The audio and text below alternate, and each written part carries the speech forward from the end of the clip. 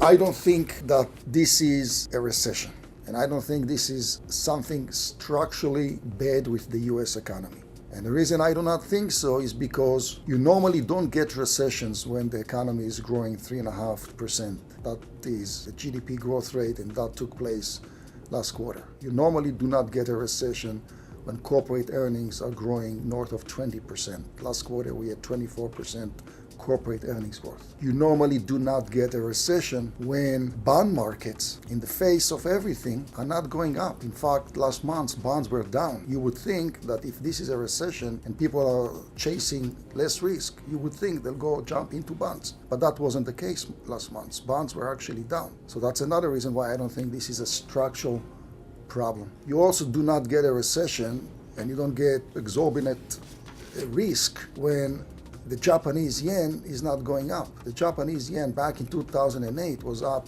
18%. That was another flight to riskless type of investments. Last month, the Japanese yen is actually down. Gold is not really up. Even high yield bonds are not materially down, maybe 3-4%. So when high yield bonds are down, not a lot, and these are companies with a lot of leverage, then I don't really see something structurally super wrong with the US economy. The last time we had unemployment that low of about 3.7% was during the first moon landing back in 1969. The last time we saw wage increases was about 10 years ago. So what's causing the market to go down? Interest rates, which have been rising this year, and a lot of background noise in the form of trade wars with China, in the form of Brexit, and Italian budget conflicts with the European Union. Now that said, what happens during a recession? During a recession, markets are down normally on average 20+%. This is by definition a bear market. We are already down anywhere between 8 to 12%, by the way. Stock markets normally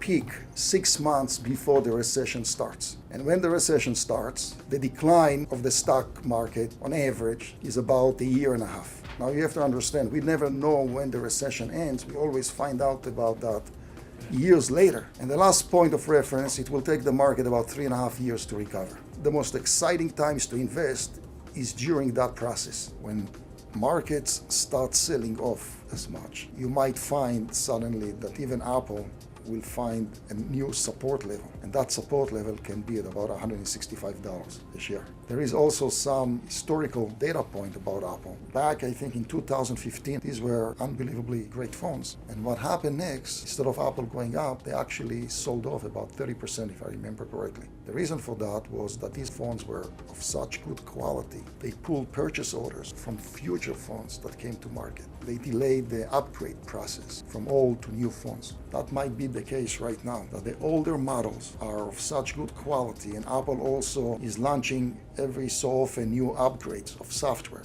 that prolong the life of the existing phones. Therefore, people are not rushing into buying new phones and continuing using their older models. And that translates to less unit sales. I remember when they brought in 4G, it took 2 to 3 years before 4G really took off, because you had to put all the infrastructure in place to do that. 5G is more difficult. Not only is the infrastructure different, but the technology they have to use for chips is way more sophisticated. They're using sub-nano technologies, which take longer to implement. But once it hits, all these things are out the window, because now we've got a whole new growth cycle going on. There'll be a lot of companies that'll be coming back with them. Recreational cannabis use went legal on October 17th in Canada. The top 3 companies are still Canopy Growth at 11 billion, Tilray at 10 billion, Aurora at $6 billion market caps. The most important thing for us as value investors to look at is what are the earnings, and none of these companies are reporting earnings from operations. So it's pretty hard to accept a 10, 11, $12 billion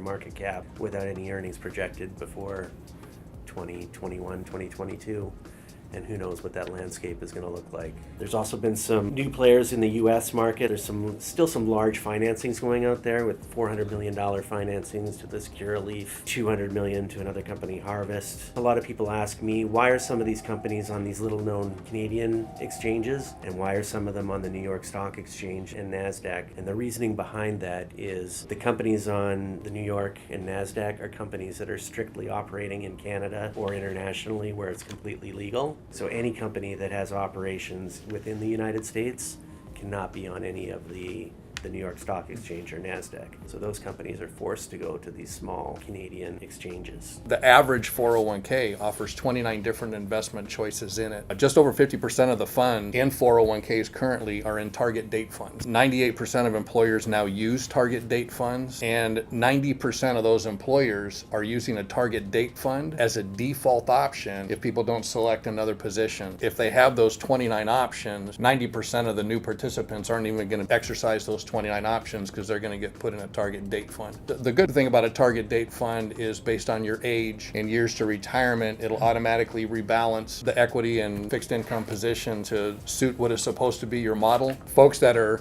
saving for retirement and they're behind, if they're in a target date fund that's automatically going to become more conservative on them, that could go against their overall objective of trying to catch up for retirement. The problem I'm having with it right now is that we are at the end of the bull cycle, in my view, meaning rates have been going down for the past 3 decades, from north of 14% all the way down to zero, negative, and now back up again on the 10-year to over 3%.